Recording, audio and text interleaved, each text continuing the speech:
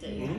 And I think that's part of in our presentations now that we do. That's kind of one thing we home into, letting the providers know, look, we're here as a support for you. If you need to step clients down, or if clients might not necessarily meet your criteria, we're here too. We can help support with all these different groups. And we're very open to creating a group depending on the need, right?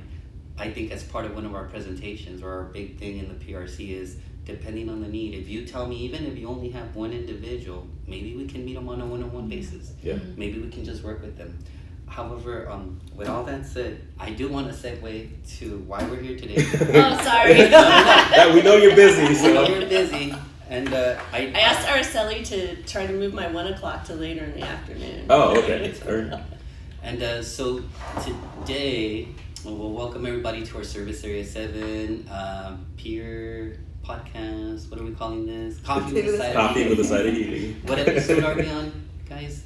I think this is 14, right? I think this is episode 14. So it's super cool. I'm super grateful to be here with a very special guest. I'm not going to say her name yet. You guys have But definitely we are here celebrating or commemorating Women's History Month.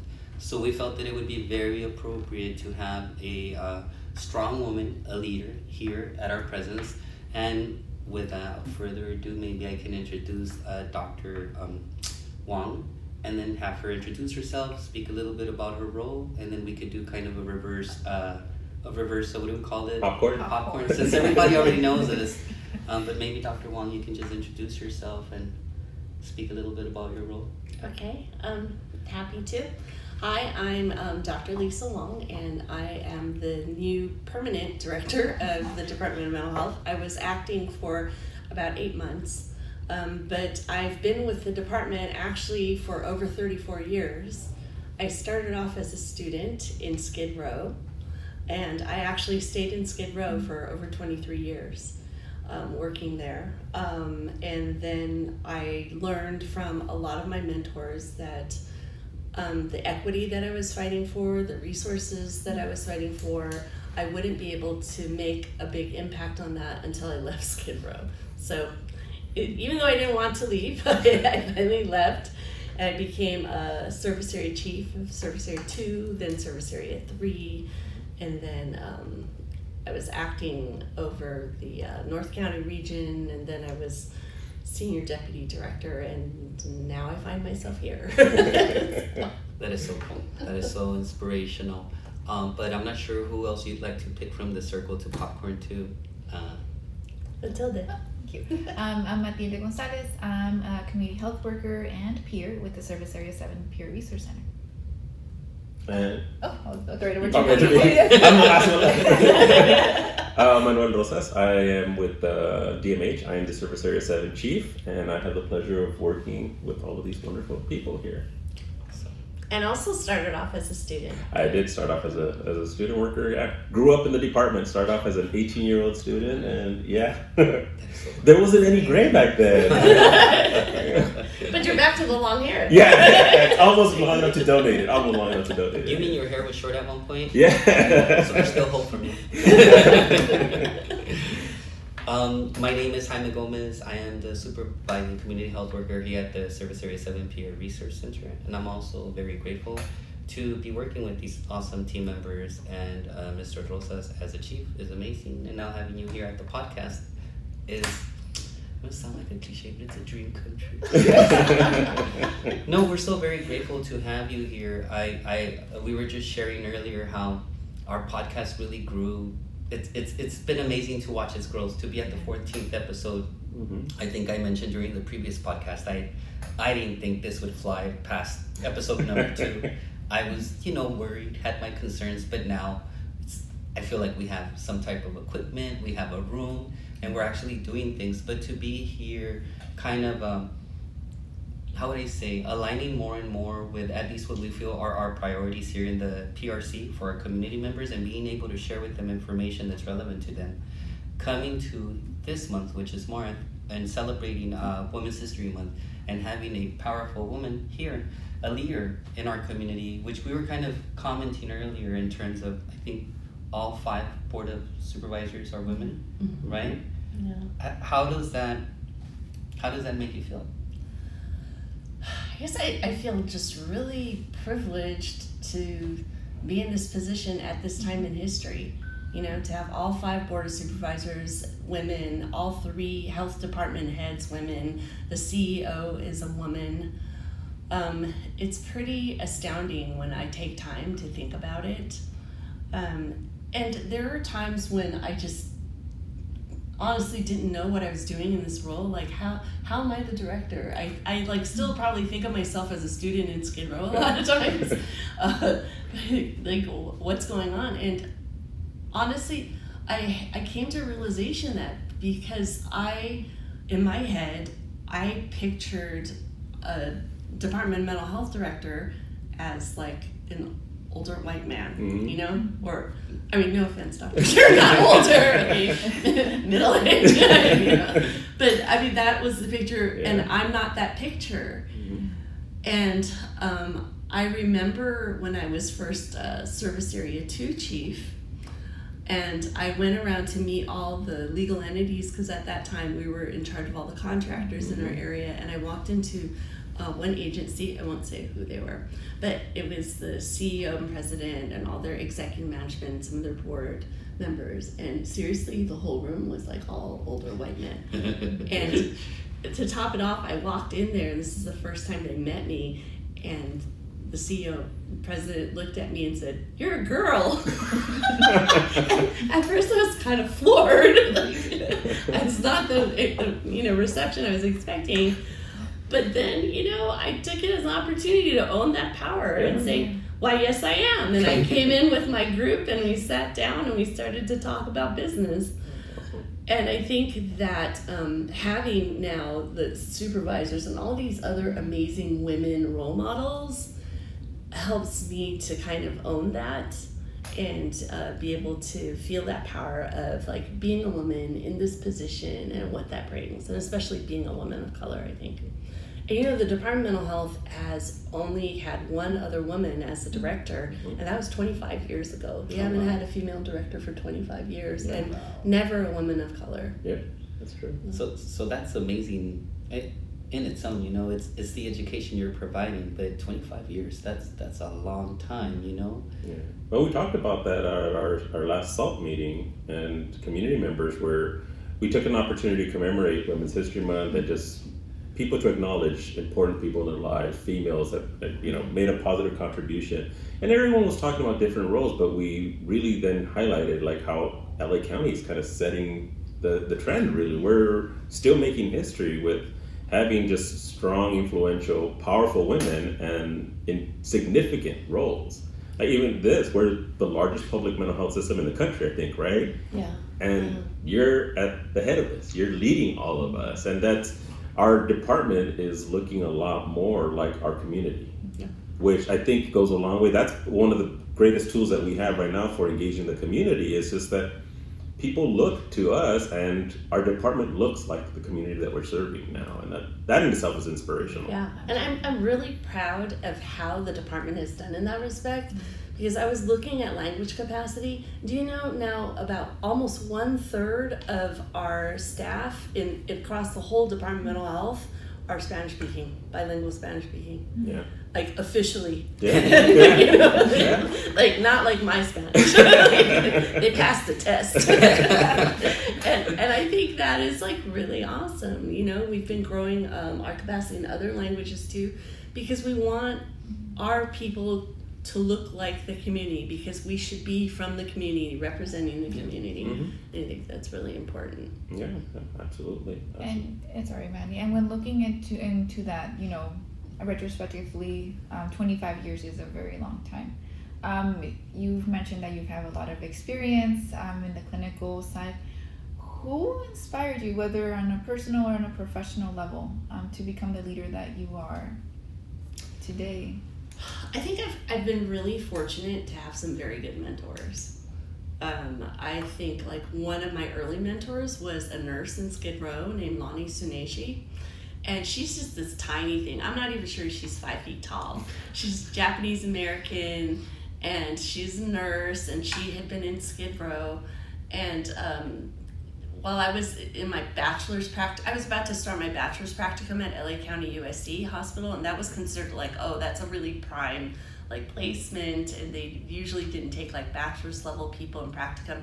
But she and another female psychologist, Robin came and not Robin K, Robin Minster, came and spoke to our practicum class about like all they were doing in this new program called Skid Row Mental Health. I was thinking, this is amazing, you know, and I thought I'm gonna like get up towards the front of the class so that, you know, I'll be the first one in line to talk to them. I'm gonna beat the crowd. And so I got up there, and then when the lecture stopped, then I talked to these two women who were like in Skid Row on the streets. And then I looked behind me to see like how many people there. Nobody else. I did not have a crowd to beat, apparently. But I love that these two women were like in the heart of Skid Row doing this kind of work because they knew it was the important kind of work to do. Mm-hmm. And I remember Lonnie, especially back then, like being tiny, she was so tough. Like she was a little scary. But yeah, she was awesome. She was never intimidated by any client. She reached out to everybody. She just treated people like human beings, you know, whether she met you in an office or in an alley, you know, it was the same thing. So I think I learned a lot from her. And then I think, you know, a couple of my sort of virtual mentors, I mean, they don't know they're my mentors. Actually, you're two men, and it's Dr. Cornell West and the late Archbishop Desmond Tutu. I think, you know, following their teachings and the way they've approached, you know, their lives of service, that has really meant a lot to me, you know, throughout my growth. But I think also people like Carlotta Child Siegel or our CEO, Felicia Davenport. I mean, they're women who taught me a lot about being a woman in a position of leadership. And not just how to do it, but the responsibility that carries too. Because there are a lot of eyes on you as a representative of, you know, your gender, your ethnicity.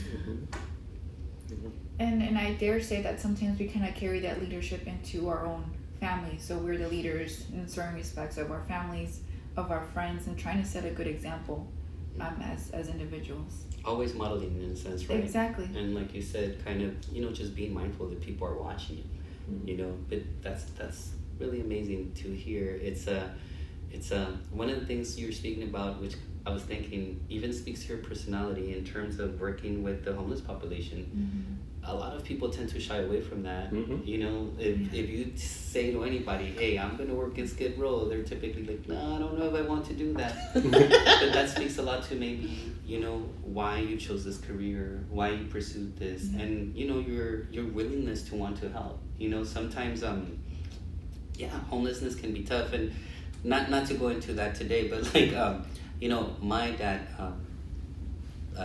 passed away homeless on the streets, so I can just imagine how that could be, and, you know, working with that community, it's like just applying to you, and it speaks to you, to your personality, who you are. So kudos to you. That's awesome. Well, thank you for sharing that, though. I mean that, you know, that's one of the things that I really try to help people understand is when you see somebody who is homeless, that's not just a homeless person. That's somebody's brother, somebody's son, somebody's father, somebody's, you know, cousin, whatever. There's no real barrier separating us, and it shouldn't feel like there's a barrier, you know. And I feel that actually spending my first years where I guess most of my years in Skid Row was like a privilege, because that's where you see like amazing miracles happen every day, things that like nobody else thought could happen. I mean, that's the thing about Skid Row, right? It's where people go when everybody else gives up on them. That's true. Yeah. And yet you see folks that everybody else has given up on, and you see their lives turn around in miraculous ways, you know? And what that does is it helps you feel like you shouldn't give up on anything. Like nothing's impossible. Yep. You know? It's funny, that statement you made. When I'm with my wife now, so I'm a father now. Daughter's 3. I brag about it all the time. My daughter's 3, but my point is that I always tell her, you know, like those people we see on the street, they're somebody's, what you said, brother, sister, relative. And I'm like, I can't imagine what that would do to a parent, right? You as a parent seeing your child grown up and going through something, that must be tremendous. But again, I guess I just wanted to give you kudos for that. I thought it's a big deal for me. It's something that's, you know, it's near to my heart. But with that said, yeah, I just wanted to give you kudos to that. I thought it's an amazing work, and most people would shy away. You know, yeah. It's not for everyone. I mean, that work and working with the population that we serve, it's not for everyone. You have to have a real compassion and a real, you know, caring nature. I mean, it's obvious in knowing you, Lisa, and having you at the helm of the department. I mean, it's inspirational for our staff, and you know, even just your commitment to working with the homeless population. And you want to talk about underserved population. That is a population, especially now. I mean, we see them everywhere. It's across our country. Yeah. But it's been a passion of yours, and it's been inspirational to our staff, to our community as well. And you know, I'm curious, like, what inspired you to become a clinician, to want to give yourself and dedicate your life to serving the community at large? You know, I actually started off as many, like, good API children start off as a pre-med major. I actually started college at 16, and I was a microbiome major, which is like intensely, you know. What I mean? And I loved that work because I felt like it was like solving puzzles, you know, like looking at germs and bacteria and cells and like trying to figure out like how things come together and what causes disease and things like that. But I think I had been doing it so long that there was a period where I would like look at somebody walking at me, and it would be a person, and then it would peel away layers like dermis, muscle, that kind of skeleton, and it's in a way dehumanizing, I guess, sort I can of. see that. Yeah. And I remember I was in one practicum exam class, and there were 114 microscopes, and I just had to go like microscope to microscope and write down like, you know, what was on the slide, like down to the scientific name of what kind of bacteria this was on the slide. And I think I just stopped and thought, what am I doing? You know, that I feel like I'm spending so much time studying things that are already known. And then I took my first psychology course, and it was abnormal psych, which is like the best because it's like the most interesting, right? And I remember really being struck by schizophrenia as an illness. And what I saw was like the brain disease part of it, but also what it did to people's lives and the immense like trauma, pain, loss. And that really struck me, and I think I just got sucked in from that day forward. I remember I went from microbio to bio to psychobio to psych as my majors. And for some odd reason, even before I thought I was going into this field, I was always attracted to people who were homeless on the streets. Like, I would always go up to them or talk, or they would come up to me. And so I think all of that just kind of came together, you know, at a certain point. And I remember when I told my parents that I was not going to be pre-med anymore, that I'm going to psychology, and that not just like psychology, but in Skid Row. They thought I was doing it to spite them. Are you doing this on purpose? But I just thought it was so fascinating, and there was such potential to lessen human suffering there. And then I think it's actually very beautiful because I can actually see that progression from becoming and feeling like you were dehumanizing a person to humanizing, but having that knowledge of how, you know, everything in our body works, how our mind works as well. That's tremendous. I had no idea, of course. Well, you know, I had no idea, but that's really cool. Like, I like to say geek. I'm big on science and all that stuff, and I find it amazing. But definitely, I think, again, it just speaks to who you are. You said something which is funny. I always find myself attracting homeless people. Even before the thing with my father, it's like, it would be funny. I'd be with my wife, we'd be walking around, and, you know, people talk to you and you talk back to them. And people even acting weird with you because you talk to homeless people. It's okay. They're people too. And, you know, there are people going through something, and I think that's a huge thing. And again, it just speaks to who you are, and I think that's really awesome. That's a really good thing. Yeah. I just feel, Jaime, like I have been fortunate enough to find this out, you know, to find out like what an amazing population this is to work with, to find out how many amazing stories I've had the privilege to share, or how many amazing journeys I've been on. I really feel like I know it sounds like a cliche, but I feel like I've benefited more probably than all my clients. And I mean, if I had my way, I wish everybody could kind of go through that. But I think what it is, it's like what you said, Manny, that, okay, maybe it's not for everybody. Like, everybody has to have their thing. And that's what I tell people when they're starting off their careers in mental health. Find what you love, you know, and do that. If you don't feel like you're happy, or you're complaining about where you work, or you don't like your clients or whatever, do something else, you know? Because there is so much to do, so much to invest in the field of mental health.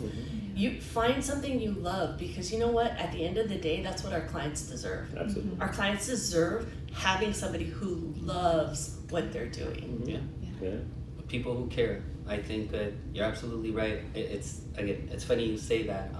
Before I joined the department, I want to say I've been in the field for now. It's when I left the provider I was with, I think it was 18 years. And I have a lot of buddies who are in the technology field, hence me being a techie and all that stuff. And I took courses on programming, developing, so I have all of that within me, right? And my buddies would still, even now, why don't you come over? Why don't you do this? I'm like, I enjoy what I do. There is a certain reward you take away from helping people out. You know, it can be frustrating. I worked in a call center for a long time. Talk to me about getting frustrated over the phone. I understand completely, but I think there's something within you that, you know, it's what you said. If it doesn't make you happy, you're probably doing the wrong thing. And again, I love technology, but I think I take more home, and it helps me grow personally. Working with people, working with community members, even the groups. I tell the chief all the time, whenever we have the men's group, I always take something home with me. I learned something that day, and I think being open to that is a huge deal too, as an individual who works with the community, who is providing these services, who are doing all these things, being open to continue growth. When I was a kid, so there's a lot of things I do, but I play music. And what do you not do? So many layers. So many layers. But as a kid, I think I've shared this with Matilda too. One of my music teachers told me, 'cause I was in jazz band very early, and one of my music teachers told me, when you think you are the best, realize that there's someone better and more capable, and so you have to be able to grow. Well, we talk about that even at we have our monthly all-staff meeting for the service area, and you know, we talk about this. You need to have passion. If your flame has been extinguished, then maybe there's other areas to work in. There's Absolutely. Friendlier for your nose. And even for myself, I mean, coming in from the private sector, real estate, I used to do real estate. I did real estate for 7+ years. I got my broker's license. I was ready. I was set. That was going to be my forever career. I had my son, and everything changed. I realized that I wasn't passionate about what I was doing. Even though I treated my mini business as a people business, because I always cared about the clients that I was working with. I remember I would get calls, nobody wants to work rentals. It doesn't pay a lot. The max it pays like $200. I would work those rentals. And it was because I enjoyed building that relationship with those families, helping them find a space to live, to form not a house, but a home. And when I decided, I told my husband, I'm going to apply for the county and I'm going to do it for the Department of Mental Health. And he said, well, that's different. And I said, I know, but I've struggled with my own issues, and I've had therapists, I've had a lot of great mentors that have shown me so many things that I feel like I want to give that back, and I'm not able to do that in real estate. You know, there's only so much that I can do here. And now that I started working, Manny took a chance on me. I'm just privileged that you gave us a chance, really. Yeah. I said I might not be very good or know a lot, but you can bet that I'm going to try and I'm going to learn as best as I can. and I have that passion, and I love what I do here, and I love to see how the PRC has grown, how we engage with our community. So it's all about that passion and that drive that we each have. Yeah, and the community picks up on that. I can tell you, I know I've shared with you and I've shared with Jaime, but just the feedback that I get from our consumers and their families. I mean, from the moment you joined the PRC, it's just immediately when I introduced you, remember at one of the SALT meetings, I immediately had so many people who connected with you and were calling me saying, she's awesome, where did you find her? And I'm like, we interviewed, she was interested. And I mean, I could tell already, Matilda is like, contagious. Yeah. You know? I am blessed she's on my team. I am so grateful. She's super helpful. I tend not to gloat over people, but I tell her she's really, really good at what she does. And her passion is evident in her work. She keeps me on my toes. I'll tell you that, but it's good. I think it's really good. Yeah. Well, I've shared with her, initially we were talking about earlier about the, Matilda helps facilitate with our perinatal group. And just hearing her share about her life experiences and what was useful for her and what could be useful for our consumer base was educational to me. It was like, I need to know. We all need to have that experience of being able to just learn from each other and learn from our life experiences. And that's why I tell her, I'm like, please speak up. Please, if there's something that I can do differently, I need to know. You all need to tell me that, because we need to be responsive to the community, and I trust. And I'm fortunate enough that I surrounded myself with really great people like Jaime and Matilda. It's a talent to be a good picker. Yeah, I'm blessed. I will say that. But they just provide so much insight, and I tell them they inspire me. Yeah. They really do. There's days that I've come in here and they're all like, "How's it going?" Like, it's like, today's just been one of those days. But then I leave after meeting with them and I get home and I tell my wife, like, I feel today was going so bad, but I feel so awesome right now. I just met with my PRC folks, and just what they're doing, it's like, it's amazing. It's inspirational. It really is. And I know our community sees that as well. Well, I think Matilda and Jaime both are kind of a lesson in what happens when you follow your passion. Mm-hmm. Absolutely. And I think, don't get me wrong, I think there are a million ways to serve people, right? To help them find a home, to help solve their tech problems, all those things. But when you follow your own passion, that's when you have that bi-directional exchange where you're giving and receiving. I tell the chief all the time. But when I came in, I remember being identified as a tech guy. That was hilarious. Yeah. But I remember some of my old teammates were like, doesn't that bother you? I'm like, this is what I like this. Like, it's enjoyable. Like, working with people, I love that too. But this is also part of my passion. So to be able to combine them and to help the community, and now working on the websites, working on the podcast, all these things that I've been able to do just makes my job or career even more enjoyable. Cool. Jaime facilitates a tech group for the community. I do. Really? Especially during COVID, one of the things that we saw is that people were struggling. We were hosting all of these groups online, but people were struggling. They didn't know how to access it. Staff too. Exactly. And that's where the concept came about. Like, Jaime had approached me. He's like, "What do you think about? Can I do a group for just the staff, so that kind of teach them the in and out?" I'm like, "Please, that'd be awesome." And then that turned into, we started talking about that, I forget, at one of our community meetings, and community members started saying, can you teach me? And we're like, well, maybe we'll do a group online for people and teach them how to sign in, how to do even backgrounds, all that stuff. And he hosts an ongoing group for the community. That's wonderful. Yeah. And the interesting thing or funny thing about that is that, like Manny said, it started with staff and then community members, and it can be for as basic as setting up an email. Matilda has helped me several times, supported community members in setting up an email. Some people don't know how to access email. And with staff, Excel. How do you record a macro? I'm like, well, like this, okay. How can you make this auto-populate? Little things like that, if you think about it, it's support. they're support groups. They might not be the conventional type of support group, but you're lending support to community members and staff too. I think that was one of the ideas that I really enjoyed about being here at this PRC, is understanding that sometimes staff need that support too. And kind of removing that divide or that disconnect, that that us and them. We're all people, we're all community members, we're all together. And kind of mentioning, kind of similar to what you were mentioning about the group in New York, it's the same idea. We're kind of removing all those barriers and showing people, hey, we're human just like you. And I was where you were several years ago. I think I've shared with the team, I'll make it quick, but I used to hate technology. I was really? Like, you always seem so comfortable with it. So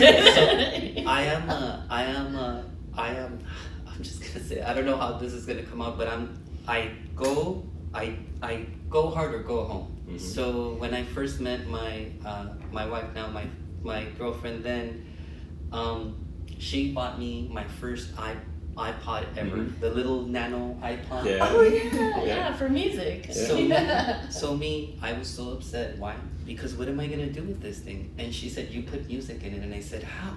And she's like, well, your computer. I said, I don't. Well, what? So instead of going out and buying a computer, what most people would do is I decided to build my own computer. Then I decided to build my own network at home. And then that kind of tossed me into the world of technology.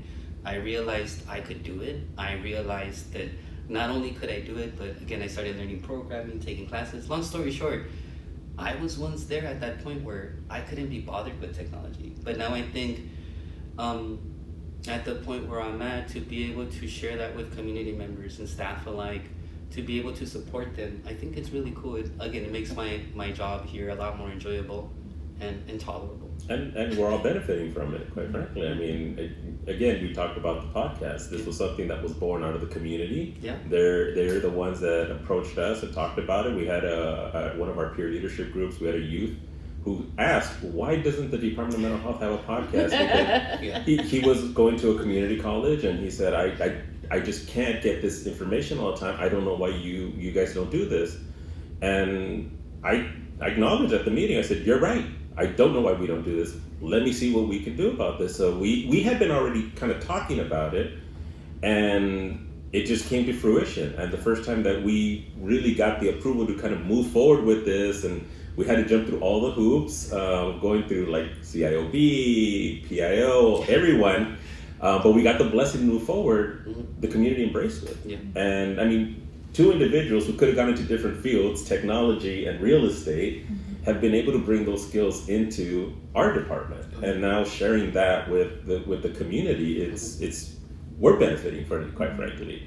But again, going back to kind of like why we're here as well, with our director, I do think that we're able to do a lot more of these creative activities and give the community what they need, in large part because of your influence, Lisa.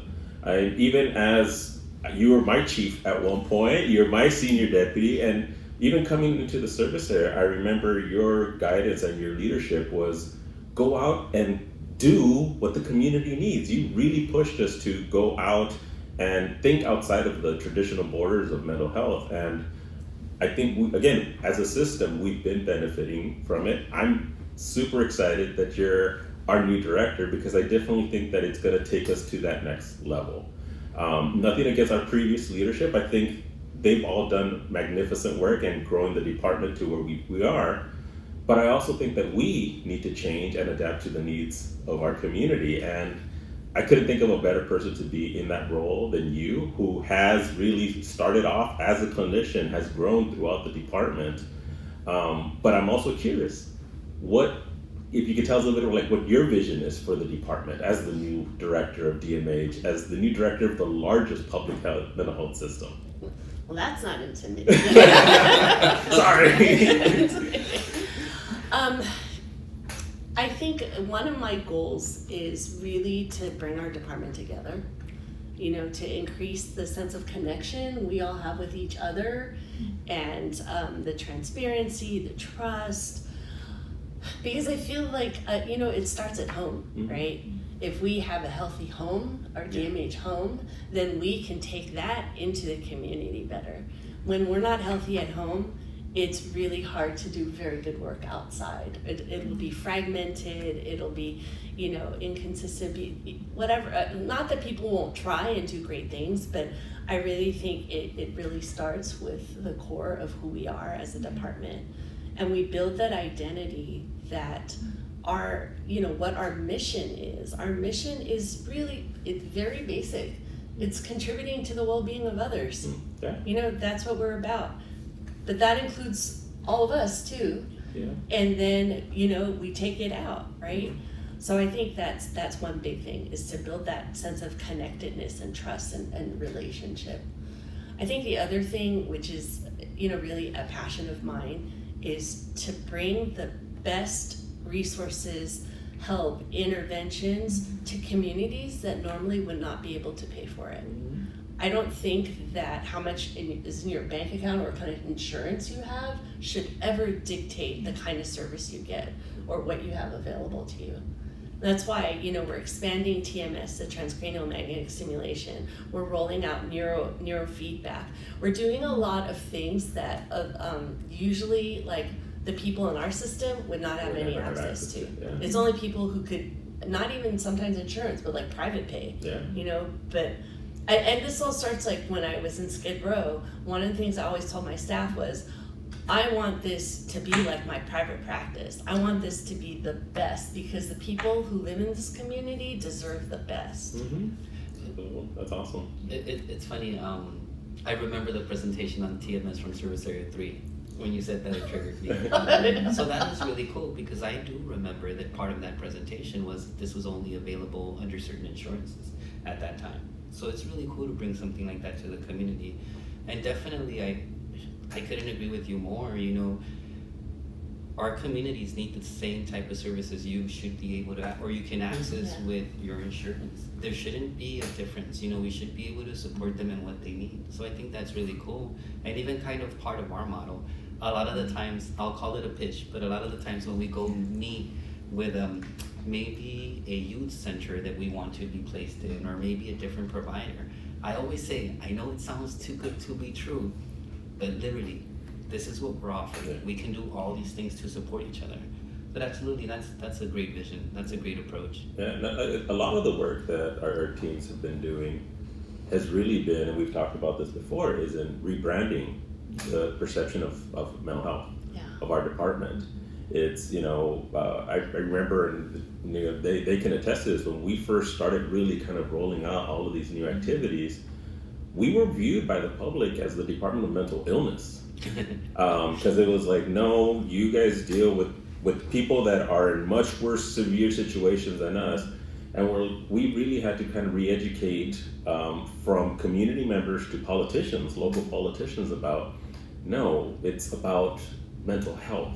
It's really about what we can do to help preserve your health and well-being, and what steps, not just because you're getting services to the Department of Mental Health doesn't mean that something's wrong.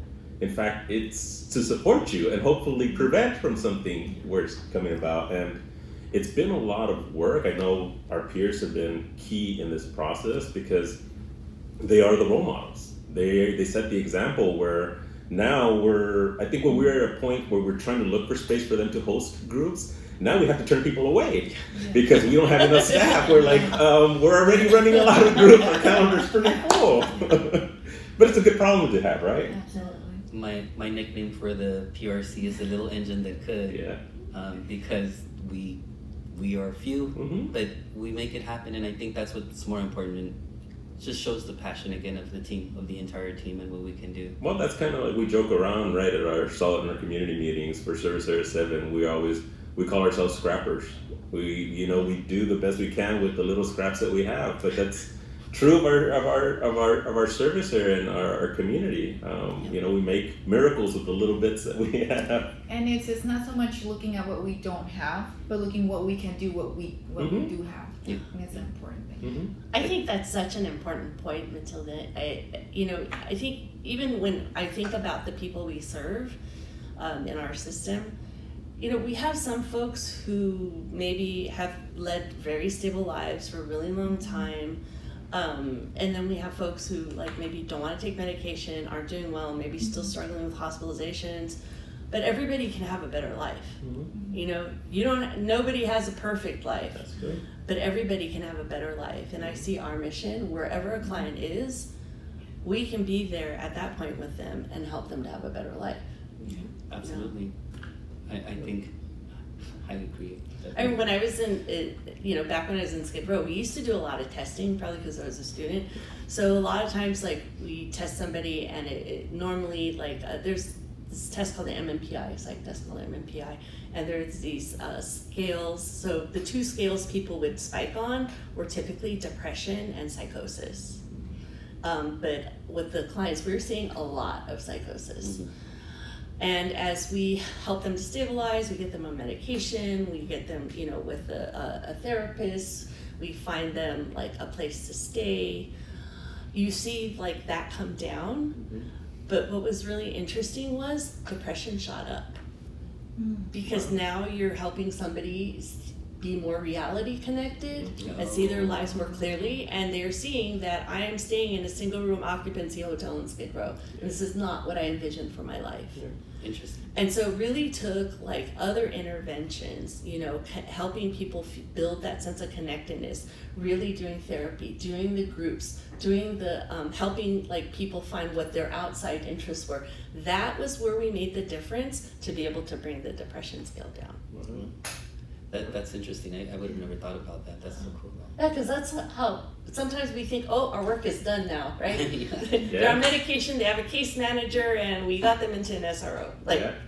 But no, everybody can have so much more. And I think that's our mission, is to really improve the trajectory of people's lives. Yeah, that's so true. It's interesting or funny, right? I always tell the team that we're part of the treatment team. Whether someone is discharging or if they're still receiving services, consider yourself part of the treatment team. And how can we help support their well-being, right? Continued well-being, because we all know that this can be a long mission. But definitely, I feel very strongly that we're part of a support team. Well, that's really cool though. No, and absolutely. I mean, I think seeing all the testing that you had to do, probably because you were saying, as you said, what do you think in seeing that stability in those clients, what do you think is your greatest achievement so far? I mean, like, as a clinician, as a person? I don't know. There's a lot, because I feel like there are constantly things that are running through my head that I'm really grateful for. Like, when I'm feeling especially hopeless or up against the wall, there are a certain group of clients I think of that, I was fortunate enough to be on their wellness journey with them and see where they started and where they ended up. And I feel like that, I don't really call it my accomplishment, but I do think that that's something I look to, and I feel very proud of, like, the work we did together. Like, I've had clients who may have started off like homeless, drug prostitute, serious mental illness, and end up a clinical social worker, or kids I saw grow up on Skid Row and stay in a mission when they're like 5 and 6 years old and end up graduating as class valedictorian and getting a full ride to university. And I think to be able to have that privilege to participate in that, I don't know if accomplishment's the right word, but that's what fills me with pride the most. But I'm also, I have to say, I am super proud of the leadership that we've been building too. Manny, the other clinical chiefs that we have, I am really proud of the fact that we were able to focus on people who had real program experience, who knew what it was like on the ground, who cared deeply about the clients they're serving and bring that like everyday experience into it. I'm really proud of that too, the kind of leadership that we've built. Yeah. And I don't know, there are so many different things. I mean, surviving my kids, that's probably I have 4 boys. Wow. And the youngest is a 9th grader, so I still have some. I have some a ways to go. 3-year-old boy, so I can't imagine for him. I think at a certain point you just surrender. We were just talking about being parents earlier before you arrived. I always go back to the same thing, but before my daughter was born, Manny used to tell me, "Oh, just wait, you appreciate her, all these things." And now that I see her, it's you said it. It changes you for the better. Mm-hmm. Not that I was a bad person previously, but she helped me get my priorities in order, and it's beautiful.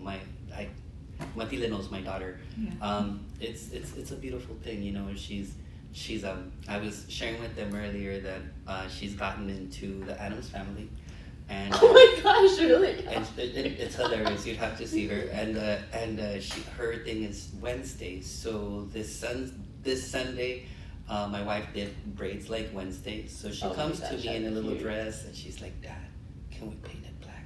And can we paint this black too?" And I look at her, but she's trying to keep it down so that her mom doesn't hear. And I tell her, maybe we can get you some black stuff. I'm like, but kids are awesome. Kids are awesome. Changed my outlook on life. Changed my perspective, and just even the way I conduct myself around people. Just being more mindful of all these things, and it's amazing. Being a parent is amazing. 4 boys. That's I can really Hispanic, right, or Latino family always asks, when are you gonna have the next one? And I'm like,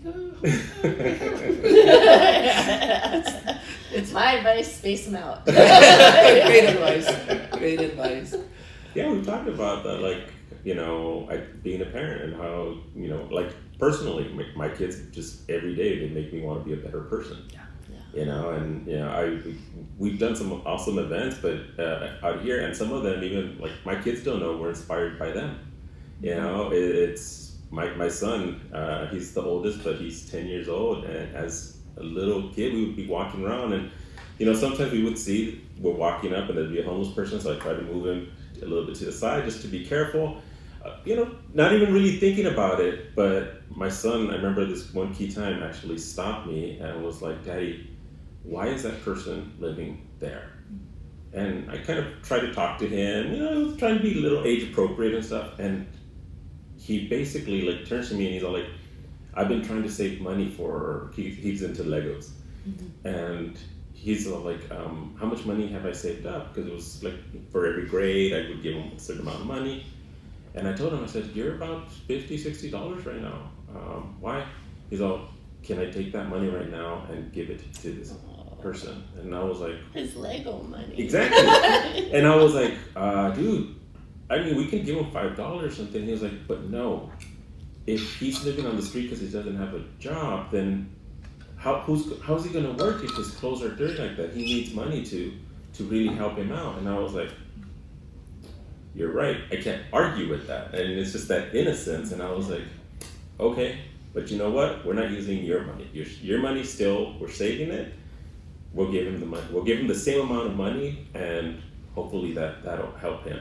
But then I brought that to work, I remember, and talking about our employment fairs, and really focusing on okay, so we have to develop a curriculum based on the feedback of our consumer base.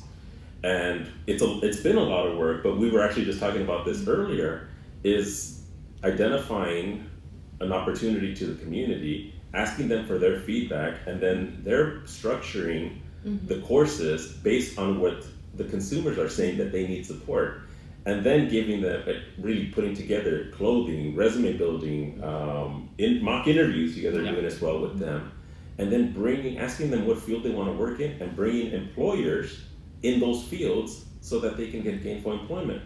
But all of that came about just well, yeah, my son's right. I mean, we can't just throw services, we have to actually support them and So give they're them practical. something. Yeah. And I was like, as a clinician, I was like, I just learned something from, at the time, I think he was 4 or 5 years old, and I'm like, I just learned something from a little kid, but it influenced a lot of what we're doing. And being a parent and having kids, it's like I said, even professionally, it's made me want to be a better clinician. Sure. It touches on every insecurity you have, every vulnerability. I think that kids are really great teachers, and sometimes they're not lessons I want to listen to. One time, I remember my number 2 son, Oliver, this is when I was still in Skid Row, he said to me, Mom, sometimes I wish I was one of the kids in your clinics because they get to see you more. Oh.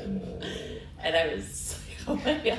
And it helped me realize that, you know, as much as the work means to me, I wasn't always making the best choices. Yeah. And we can all be guilty of that. Yeah. We're you know. We said it earlier, no Yeah. one's perfect. Yeah. I'm learning every day. It's funny, I talk to my wife about that all the time. I tell her, hey, I still make mistakes on a daily basis. But however, we're trying really hard, we're moving forward, and everything is geared towards my family, the better of my family and my daughter. Mm-hmm. You know, but absolutely, I think it's part of growth. You know, even like with my whole little rant on music, it's part of, I think, what that teacher was telling me. You have to be open and willing to continue grow. And even learning from the how they say, least suspecting teachers, right? The little kids. It's amazing, yeah. So using kids, I also have a daughter. Allie's now 8. Interestingly enough, I can't believe your kids are 8 and 10. Yeah, I know, right? Yeah. Time flies. Yeah. But she is one of the viewers of the podcast. She found it and she has kids YouTube, and she asked me one time. That is so awesome. Yeah, and she really enjoys it. So I'm sure she's gonna watch this one because she already told me today. So one of the questions I'm curious about, because I know my daughter's gonna be watching this, is like, what advice do you have for a young person, especially a young lady, a little girl, who may be watching this, and as a strong leader, what advice could you give a little girl who may be watching this, or even a young person who may be looking into going into the field of mental health? I think, you know, what we talked about before, follow your passion.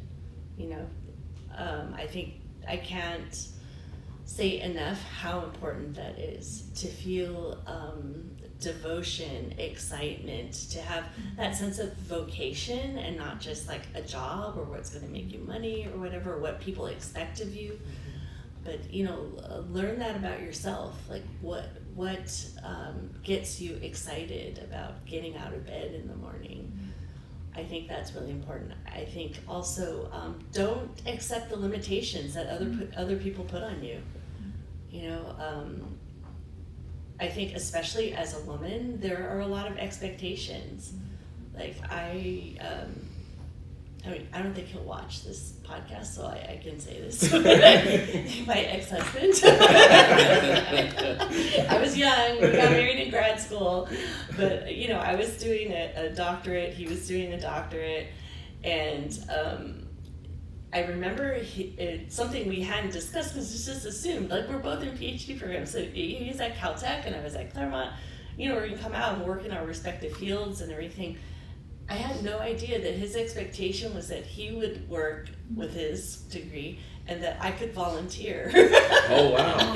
And that, like, you know, when we had kids, we, you know, stayed home. And so I think it's very important not to accept somebody else's expectations for you, you know, especially as a woman, even in society now.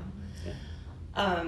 I think also to feel the right to your own authority, your own sense of self. I think a lot of times culturally we're taught to be humble. I think gender-wise we're taught to be humble. And I think I'm all for humility, but I think you also have to own your sense of power too.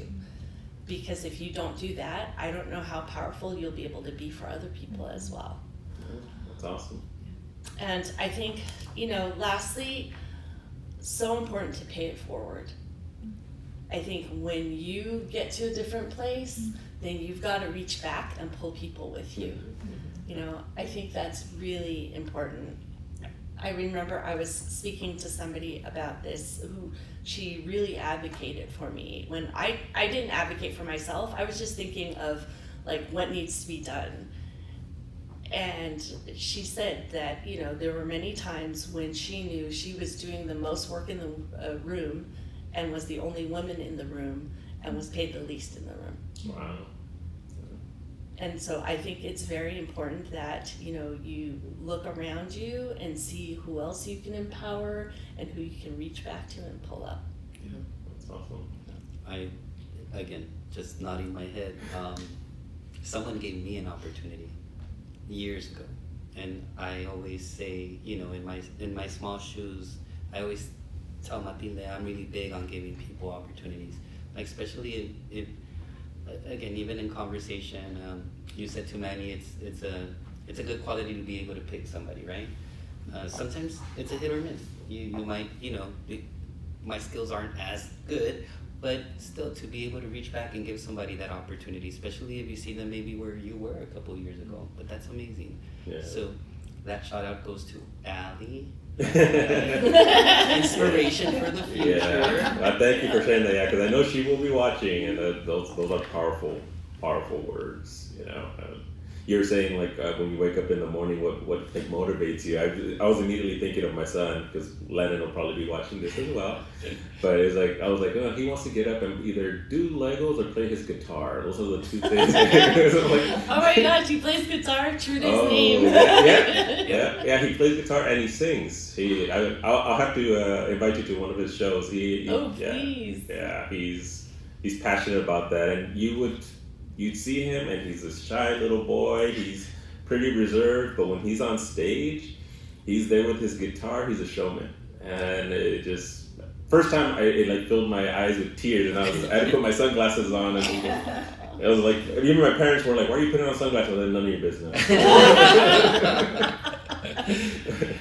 That's awesome. Yeah. Well, I, for one, am extremely grateful that you were able to make it out. I know your schedule. I don't know your schedule, but I know you must be tremendously busy. So I'm very grateful that you were able to visit the little engine that could here in Service Area 7 at our studio. One of a kind. And definitely kind of provide us with some of the information and just share with us some of the points that you had to share. I think it'll be very impactful to our community and again, the women, the future leaders of the world who are watching. So thank you for being here. Thank you so much for having me. I really appreciate it. I loved getting to know Matilde a little bit and, you know, hearing about the things you guys have done. And especially to be able to be a guest, you know, for Women's History Month, I think is so important. It's something that we don't think about a lot, but representation matters. Absolutely. And, you know, since I've been in this role, I continue to be astounded by how many women write to me and say how important it is for them to see a woman lead this department and a woman of color lead this department. Things like that. Maybe because I was just been so busy doing things, I didn't really appreciate the impact that would have on people. Yeah, absolutely. Well, thank you for being here because it's you've already had an impact in my life. I know personally, you inspired me. I think it's important for our staff, our community to experience this, but also just again, I know you're extremely busy, but just taking time to be here with us, it's an honor. So thank you. You win. Honors online. I have to say I was a little nervous to meet you, being that you're the head of the entire department. I was telling my parents and my husband the entire weekend. The head of the department is coming and she's going to be at our podcast. But it was a beautiful experience to see how grounded and how much work you've done for our community. It really does inspire me. I appreciate that a lot. Thanks.